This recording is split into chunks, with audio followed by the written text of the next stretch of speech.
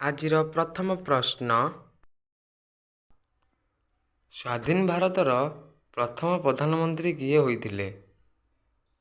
ଉତ୍ତର ପଣ୍ଡିତ ଜବାହରଲାଲ ନେହେରୁ। ପରବର୍ତ୍ତୀ ପ୍ରଶ୍ନ,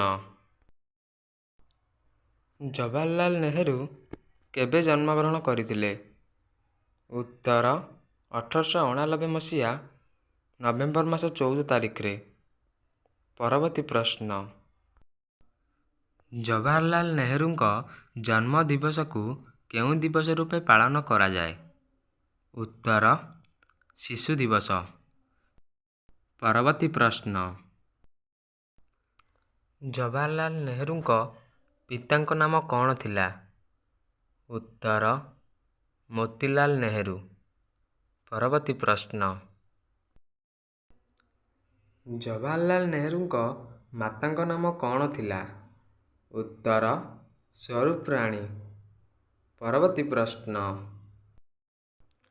ଜବାହରଲାଲ ନେହେରୁ କେବେ ବିବାହ କରିଥିଲେ? ଉତ୍ତର 1916 ମସିହାରେ। ପରବର୍ତ୍ତୀ ପ୍ରଶ୍ନ,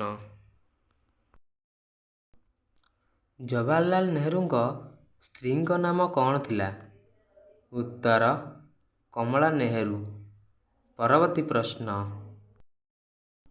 ଜବାହରଲାଲ ନେହେରୁଙ୍କ କେତେ ଜଣ ପୁଅ ଝିଅ ଥିଲେ?